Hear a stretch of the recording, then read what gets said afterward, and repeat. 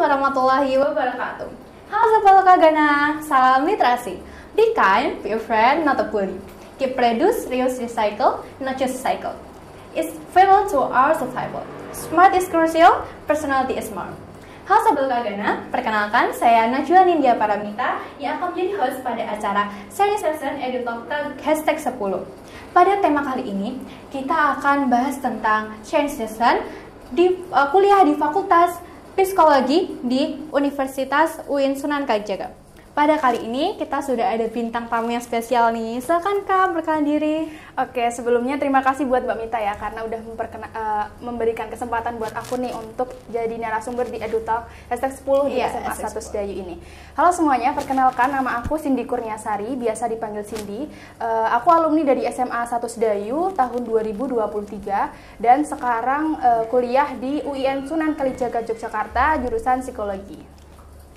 Gimana Kak kabarnya sekarang? Alhamdulillah baik. Mbak Mita sendiri gimana? Alhamdulillah baik. Sekarang kira-kira kesibukannya apa Kak? Kesibukannya tentu yang pertama kuliah ya, karena aku baru aja selesai semester 3 kemarin dan besok mau lanjut ke semester 4. Terus kebetulan karena sekarang ini baru libur semester nih, jadi aku buat ngisi waktu luang itu magang di instansi Dinas Tenaga Kerja dan Transmigrasi di Kabupaten Bantul. Itu berarti magangnya berapa bulan atau berapa minggu Kak? Magangnya, jadi untuk periode magang itu kalau mandiri ya, itu tuh terserah ke kitanya. Nah untuk magang kali ini karena aku liburnya itu 1 bulan, jadi aku ngambil periode 1 bulan. Oh, berarti besok Februari masuk ya? Iya. Berarti nanti pas puasa-puasa tetap masuk ya? Iya, betul. Terus kalau misal magang itu, kalau misal kita udah mau selesai nih, itu tuh harus tetap resignnya secara itu ya, kayak official, kayak resmi gitu? Iya dong, pamitan sama yang ada gitu. di sana. Berarti kapan Kak terakhir ke SMA Sedayu? Terakhir mungkin 1 tahunan yang lalu ya, 1 tahun acara lalu. Tonti kalau nggak salah. Oh, acara Tonti. Kesini ya, dan kesini kaget dong, udah beda banget sarana prasarananya, udah jauh lebih baik, lebih maju. Ikut bangga sih. Menurut Kak, kesan paling menonjol dari SMA Sedayu sekarang kayak gimana? Itu tadi sih, lebih maju karena banyak banget yang beda gitu loh, dan tentunya itu akan mendukung kegiatan belajar mengajar dong ya. Ikut bangga sih karena SMA Sedayu jauh lebih maju sekarang. Kalau dulu pas kasih lulus tuh lapangannya tuh udah kayak gitu apa masih gimana? Udah kayak gini. Udah kayak gini. Iya. Oh gitu. Soalnya kemarin itu pas saya masuk tuh 2023 itu masih baru direnov, kan awalnya pemblokan kan itu. Nah itu pas saya masuk tuh masih direnov. Yang bagian timur nggak sih? Kalau yang barat kayaknya udah, aku masih sekolah itu yang udah. Basket ya berarti.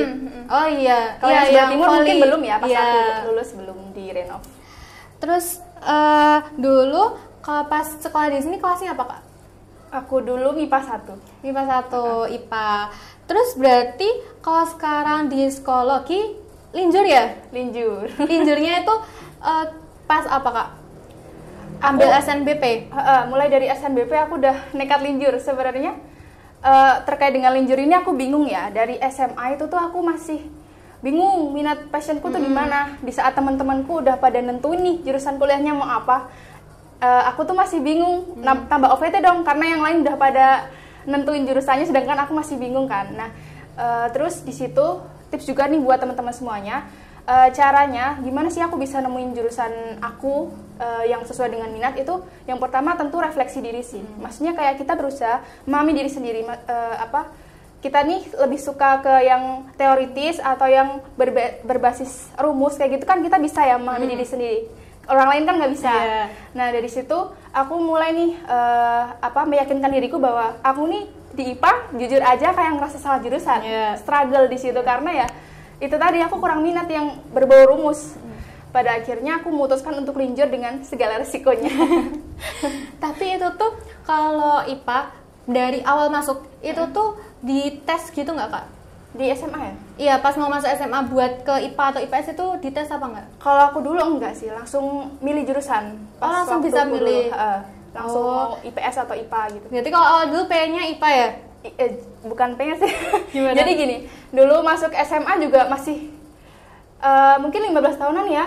Di situ aku juga belum tahu minatku apa, dan ini tuh atas pendapat dari orang tua. Jadi aku cuma ngikut orang tua aja masuk IPA. Ternyata ya berjalannya waktu Iya. aku merasa kurang cocok aja gitu. Soalnya banyak nggak sih orang dulu tuh yang bilang kalau IPA itu bisa masuk kemana-mana, Iya, bener. lebih jembar, Lebih aman katanya iya, ya. lebih aman kayak Iya, gitu. ternyata lebih baik ya kalau mau masuk SMA ya langsung disesuaikan sama minatnya aja. Iya, Gitu. walaupun nggak IPA nggak apa-apa gitu. Terus dulu selama di sini ikut organisasi gitu nggak Kak? Aku ikut beberapa ya kayak misalnya OSIS, terus Dewan Tonti, sama PMR gitu.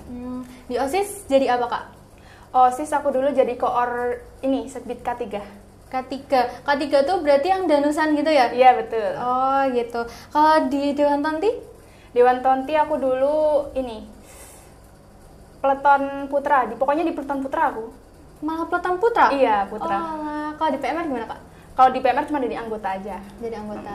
Dari 3 organisasi itu menurut Kakak yang pengalamannya paling seru yang mana Kak?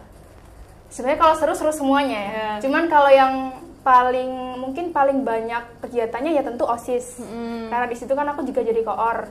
Nah, di sini aku juga ada kayak pengalaman menarik ya di OSIS karena dulu kan masih Covid ya, teman-teman. Jadi kayak aku mau naik pas awal kelas 11 nih, ada MPLS. Aku kan jadi panitianya juga. Iya.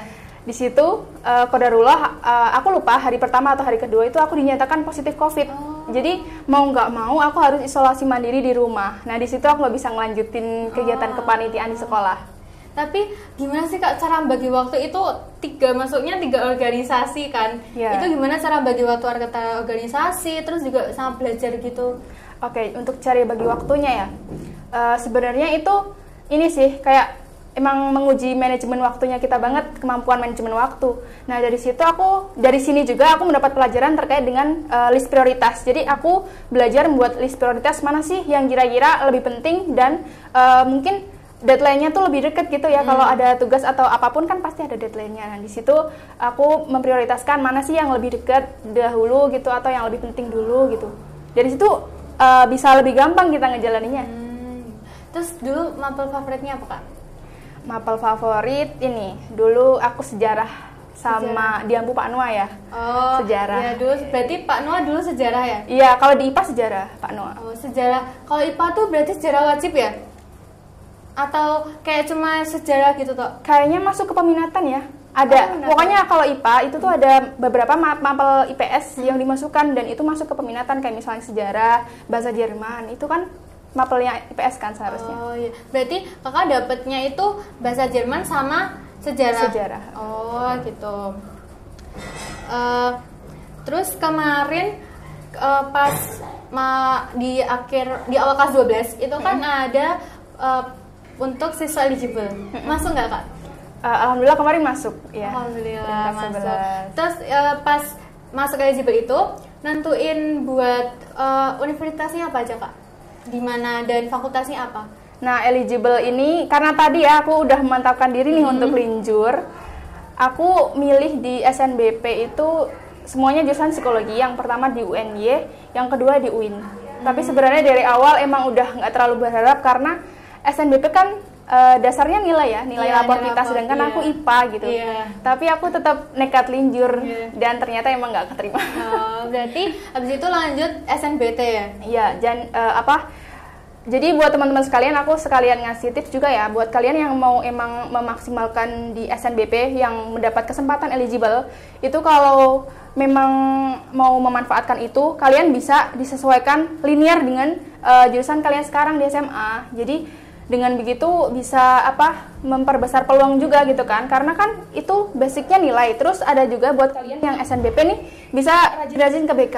Tanyain ke BK, ada nggak sih alumni yang dulu memang lulus di jurusan atau kampus yang kalian inginkan. Aku dulu juga sering ke BK tanya-tanya itu karena itu bisa memperbesar peluang kita lolos. Terus yang ketiga bisa juga ikut kayak lomba-lomba atau kegiatan non akademik. Kan sertifikat itu juga mendukung ya kayak gitu.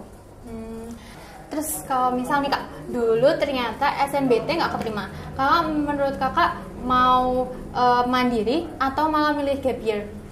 Kalau pengalamanku dulu ya, sebelum pengumuman SNBT itu aku udah belajar terkait penjurusan kayak sosum. Karena kan aku linjur ya, dan harus belajar ekstra di situ, effortnya lebih lagi. Jadi aku dulu udah persiapan untuk belajar di mandiri sebelum pengumuman SNBT. Terus selain itu juga buat antisipasi aku mulai mendaftarkan diri ke swasta juga. Cuman di situ aku belum bayar daftar ulang. Jadi cuman ya istilahnya mendaftarkan diri aja, yang penting udah ada cadangan kayak gitu. Ternyata aku bisa lolos di SNBT meskipun pilihan kedua. Gitu. Kalau persiapan gitu kira-kira berapa bulan sih Kak? Persiapan apa nih, SNBT? Persiapan SNBT. SNBT jujur ya, karena dulu aku ikut bimbel. Jadi aku bimbel itu bahkan mulai dari kelas 12. Sebenarnya bimbel tuh aku dari SD tuh bimbel, cuman yang khusus UTBK ini itu mulai dari kelas 12. Nah, mulai fokus untuk UTBK-nya itu aku di kelas 12 semester 2. Itu udah bener-bener materinya cuman UTBK semuanya. Berarti kalau sekolah udah belajar terus lanjut lagi bimbel gitu Kak? Iya. Bimbelnya soalnya setiap hari atau kayak cuma hari apa gitu? Bimbelnya itu dulu seminggu 3 kali. Seminggu 3 kali. Itu membantu sih, karena ya di sekolah udah ada les ya, les khusus UTBK, cuman dengan adanya bimbel tuh kita bisa mengulas materi lagi. Jadi kita bisa lebih inget nih caranya gimana gitu. Tapi kan buat teman-teman semuanya, kalau misalnya bimbel kan butuh biaya lebih ya.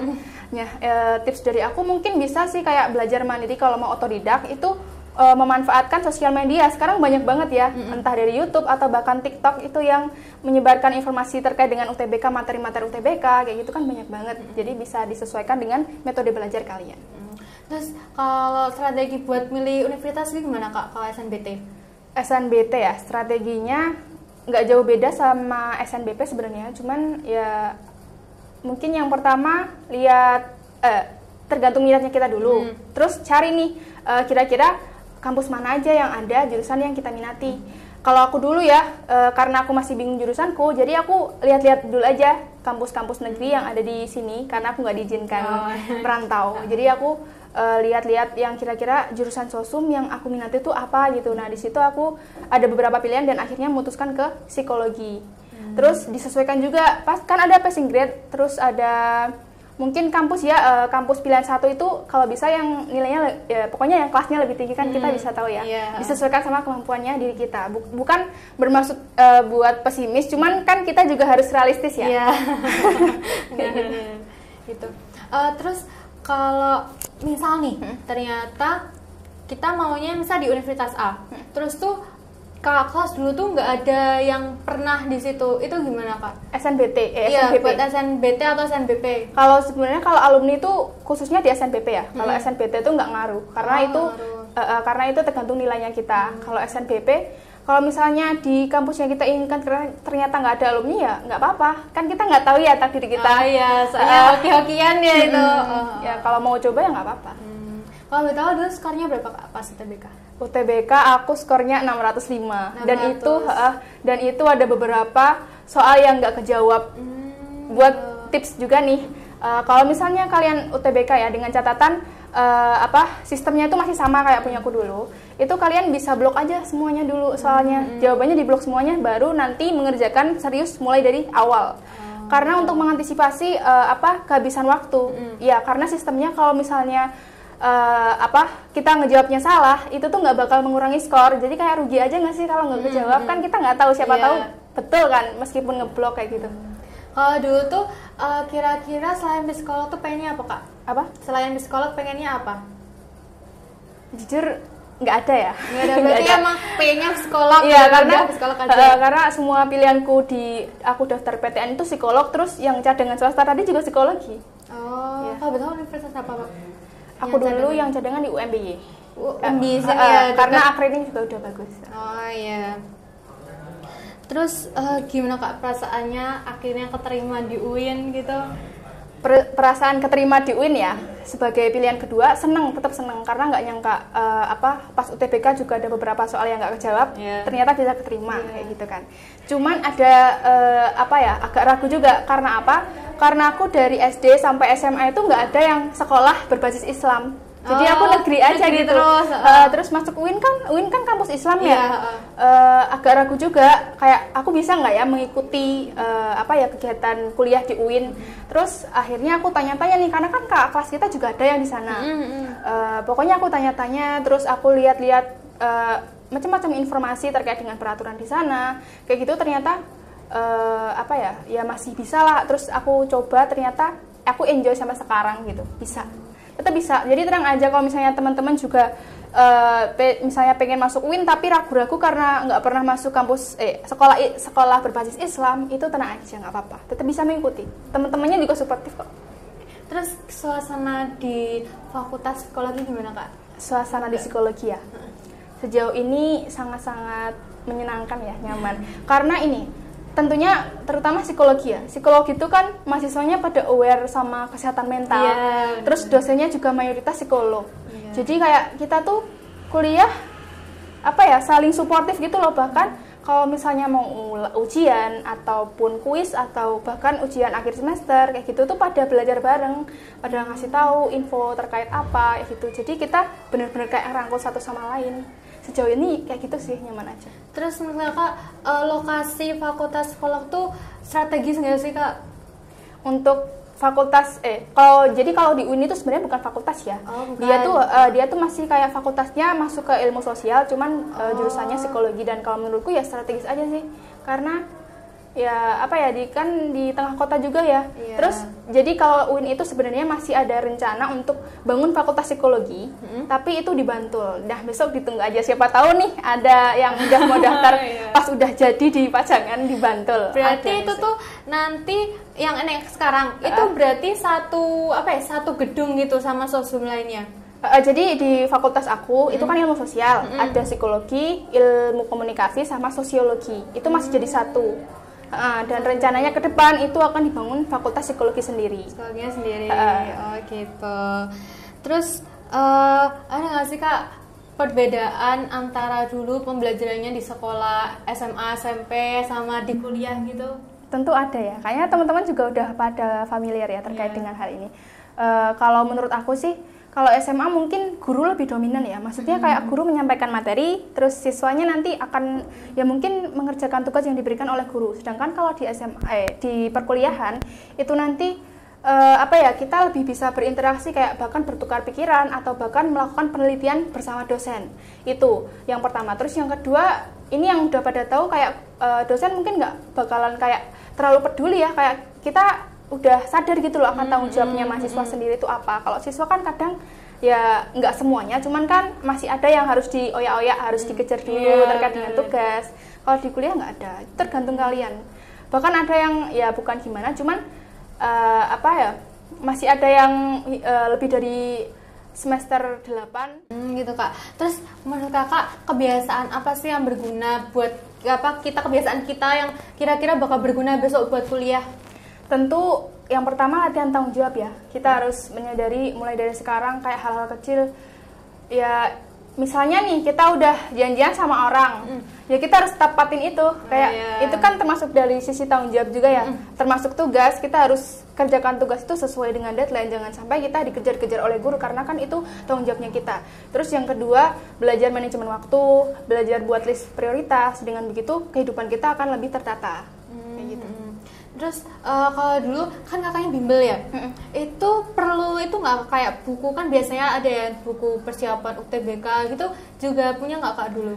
Kalau aku buku kayak sejenis buku-buku UTBK itu nggak beli sendiri. Jadi dulu di bimbel aku itu kayak dikasih modul gitu, dan aku belajar cuma dari modul itu dan nggak beli buku yang lain. Oh oke. Oh ini sih aku cari-cari soal juga secara mandiri di Twitter. Atau sekarang X, itu sangat berguna ya. Iya, biasanya ada banyak ya akun-akun yang ngasih itu. Terus kalau di psikologi itu belajarnya apa aja Kak? Belajarnya luas ya, karena jujur psikologi ini sendiri tuh kayak ilmu luas, nggak cuma ngebahas tentang jiwa aja. Jadi kita belajar terkait dengan gimana sih orang itu bisa berpikir, berperilaku, terus manajemen emosi, bagaimana sih orang itu bisa stres dan gimana cara menanganinya, kayak gitu. Intinya gitu. Matkulnya apa aja Kak? Matkulnya ya, ada beberapa, cuman yang penting misal kayak psikologi sosial yang udah aku lewatin ya selama 3 semester ini. Yang pertama psikologi sosial, itu membahas terkait gimana sih lingkungan sosial itu bisa mempengaruhi perilaku kita. Terus ada psikologi klinis atau abnormal, ini membahas terkait dengan kesehatan mental, gangguan jiwa, lebih spesifik ke gangguan jiwa.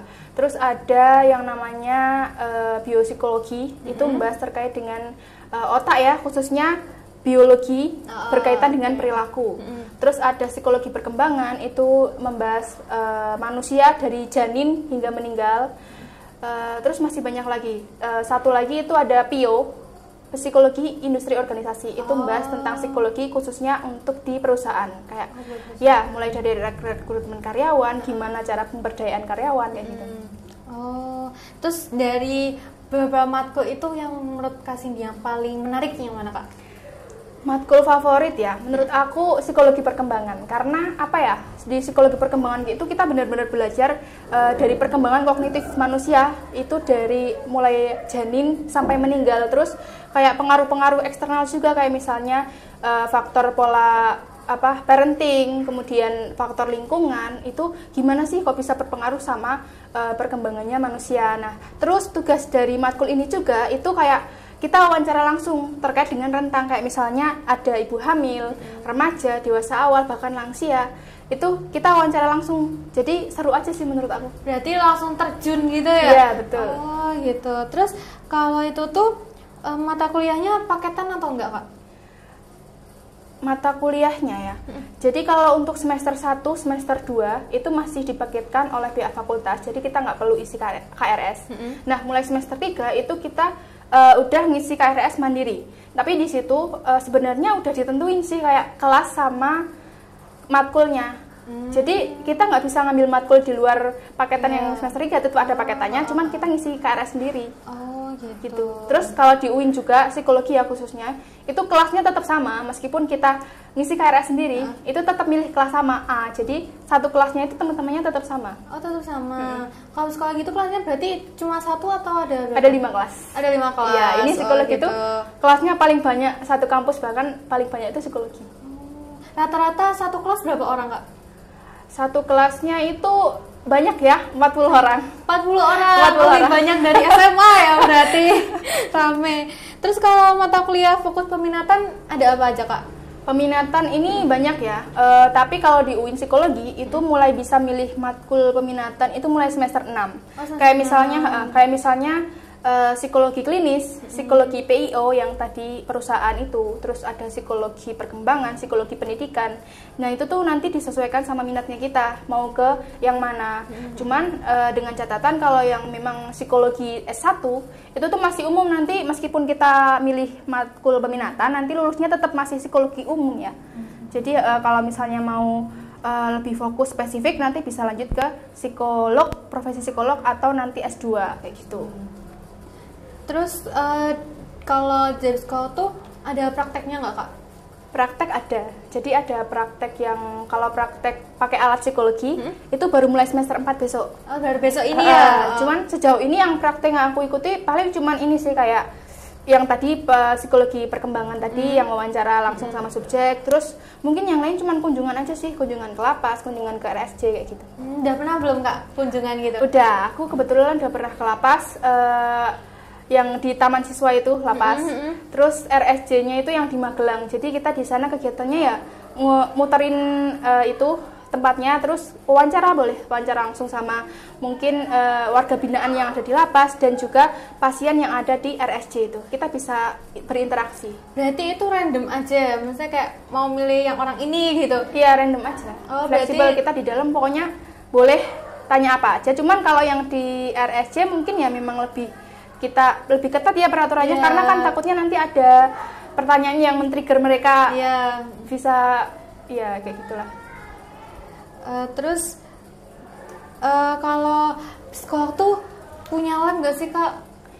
Psikologi tentu ada ya, karena ada praktikum yang pasti ada lab. Nah, terus lab ini tuh ada beberapa macam juga. Misalnya sebenarnya lab ini tuh sesuai sama yang peminatan tadi. Jadi satu jenis, kayak misalnya lab perkembangan, lab psikometri ada, terus lab klinis, lab PIO, kayak gitu. Jadi labnya itu hampir sama kayak yang matkul peminatan. Kebetulan aku sendiri sekarang ikut gabung di lab psikologi perkembangan. Perkembangan, oke. Terus kalau besok lulus nih, itu bisa berkarirnya di mana aja, Kak? Tentu banyak ya, luas. Mungkin kalau teman-teman yang ngira psikologi itu cuma buat ngobatin orang stres, kan sekarang banyak ya yang ngiranya psikologi cuma ngobatin orang stres. Padahal itu banyak banget. Kayak misalnya kalau kamu ya memang kalau mau ngobatin, membantu yang memiliki gangguan jiwa bisa, nanti lanjut ke profesi psikolog. Terus kalau misalnya jadi HR di perusahaan itu bisa. Mungkin nanti kayak kegiatannya rekrutmen karyawan, pemberdayaan karyawan kayak gitu. Terus kalau minat ke sosial nih, pemberdayaan masyarakat, bisa ke instansi yang memang berbau sosial kayak gitu kan. Atau juga wirausaha, tentunya sangat berguna ya, kayak misalnya kita udah profesi psikolog, kita bisa mendirikan biro psikologi yang membuka layanan kayak tes minat bakat. Kan banyak ya yang ada biro-biro psikologi kayak itu. Atau kita membuka usaha apapun itu juga bisa, karena kita di psikologi itu diajarkan gimana sih cara manajemen usaha gitu, terutama di matkul PIO, industri organisasi. Itu kita diajarkan gimana caranya memanajemen suatu organisasi. Gitu. Kalau misalnya nih Kak, udah lulus tuh, terus pengen jadi dosen, itu tuh berarti S2-nya harus di UIN juga atau bisa di lainnya? Oke, jadi kalau mau jadi dosen ya, dosen itu kan berarti akademisi nanti maksudnya. Iya. Jadi gini, psikologi itu ada aturan baru, dimana kalau dulu setelah selesai S1 dengan gelar SPSI itu bisa lanjut langsung magister profesi, jadi nanti gelarnya langsung double, S2 sama psikolog. Kalau sekarang aturan barunya itu udah dibagi, jadi yang mau jadi praktisi sendiri, yang mau jadi dosen itu sendiri. Kalau yang mau jadi praktisi itu bisa masuk ke profesi psikologi dengan gelarnya hanya psikolog aja. Terus kalau mau yang akademisi bisa lanjut ke S2. Itu nanti bisa jadi peneliti, dosen, dan lain sebagainya. Berarti kampusnya itu bebas ya kalau yang buat dosen itu? Oh iya, kalau untuk lanjut studi ya tentu bebas. Bahkan di UIN juga banyak kakak tingkat aku yang lanjut ke UGM kayak gitu. Jadi bebas, karena di situ kita juga dites lagi buat masuk itu. Kalau S2 gitu berarti gedungnya beda ya Kak? Kalau S2 ya, di UIN sendiri fakultas aku ya, S2 itu baru ada di jurusan yang Ilkom sama sosiologi kalau nggak salah. Jadi itu gedungnya jadi satu fakultas. Oh, tetap satu gitu fakultas. Ya? Oh, berarti sekarang di UIN psikologi belum ada yang S2? S2 belum ada, jadi kalau misalnya mau lanjut entah psikolog atau S2 itu bisa di kampus lain. Sementara ini belum ada. Terus di kuliah sekarang ikut organisasi nggak Kak atau UKM gitu?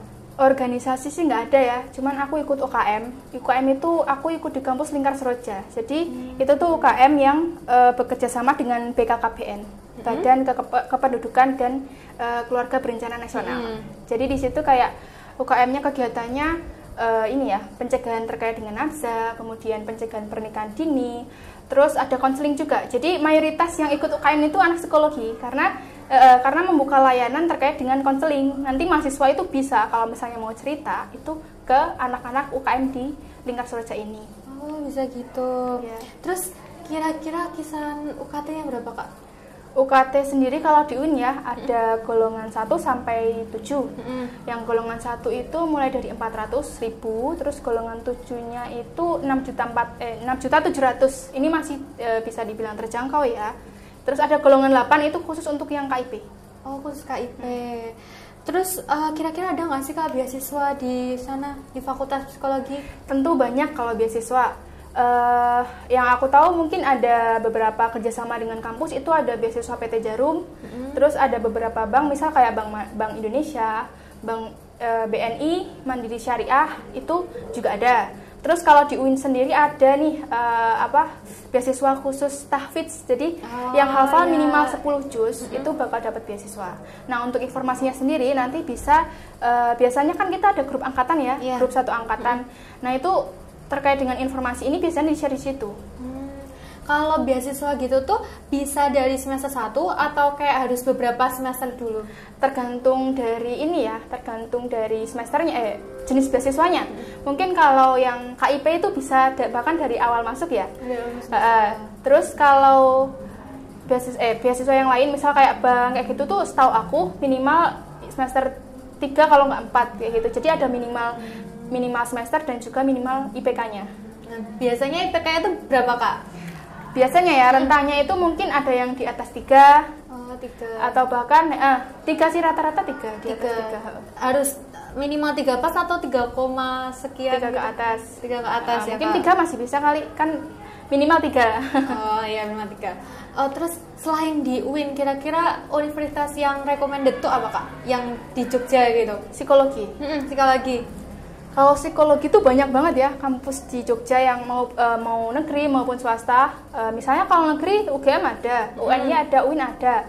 Kalau swasta juga banyak banget yang akreditasinya udah A, kayak misalnya UAD, UMBY. Bahkan ada juga beberapa kampus swasta lain kayak misalnya UTY, Unjaya kayak gitu. Kalau misal yang negeri di luar Jogja juga ada banyak kayak misalnya UNS, Unpad, Undip, cuman setahu aku yang UNS sama Unpad itu nanti psikologinya Saintek. Oh, masuknya Saintek. Berarti itu kalau dari IPA itu bisa? Iya, bisa. Kalau SNBP masuk ke psikologi yang Saintek itu peluangnya lebih besar kayak gitu. Kalau psikologi Saintek sama yang kayak kakaknya tuh sama atau beda yang dipelajari gitu? Oke, sebenarnya aku kurang tahu ya perbedaannya tuh khususnya di mana, karena aku sendiri kan aku psikologinya berarti sosum ya. Itu tuh juga mempelajari terkait dengan IPA, ada IPA-nya juga, ada hitung-hitungannya juga. Kan tadi ada psikologi, ada statistika juga, ada psikometri. biologi, Jadi kita tetap ada IPA-nya karena sebenarnya ya psikologi ini tuh ilmunya gimana ya? Di tengah-tengah gitu loh antara sosum sama saintek. Karena kita tetap ada hitung-hitungan, tetap ada teoritisnya. Jadi tetap campur sih menurut aku ya. Tapi aku kurang tahu jujur kalau yang di saintek. Intinya aku tetap pelajari terkait dengan IPA sih di psikologi ini. Ada kan nggak, Kak, kesan-pesan? Maksudnya ada nggak, Kak, pesan-pesan buat adik-adik gitu biar bisa diterima besok di universitas yang dia mau gitu? Oke, jadi untuk pesannya sendiri ya buat teman-teman sekalian, kalau misalnya emang sekarang nih belum tahu minatnya di mana, mungkin bisa mulai ditentukan nih minat kita tuh di mana. Kayak yang aku bilang tadi, kita bisa refleksi diri, lebih minat ke yang hitung-hitungan atau yang teoritis kayak gitu kan.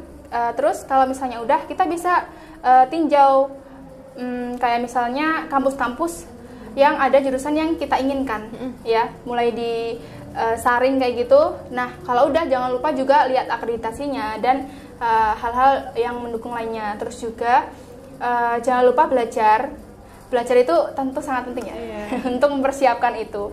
Dan juga kalau bisa jangan terlalu fokus ke akademik. Buat kalian khusus yang SNBP itu juga bisa diimbangi dengan yang tadi non akademik untuk meningkatkan untuk memperbanyak sertifikat dan memperbaiki portofolio kalian. Yang terakhir restu orang tua. Iya, benar. Iya, banyak-banyak pokoknya berbuat baiklah sama semua orang, karena ya kita punya hajat. Sebenarnya nggak cuma pas punya hajat aja ya, cuma ya itu tadi kita bisa semaksimal mungkin lah untuk bisa meraih jurusan impian. Tapi, Kak, kalau dulu pas zamannya Kak Cindy kelas 12 itu ada tes bakat minat nggak, Kak? Aku di kelas 12 itu kayaknya nggak ada deh.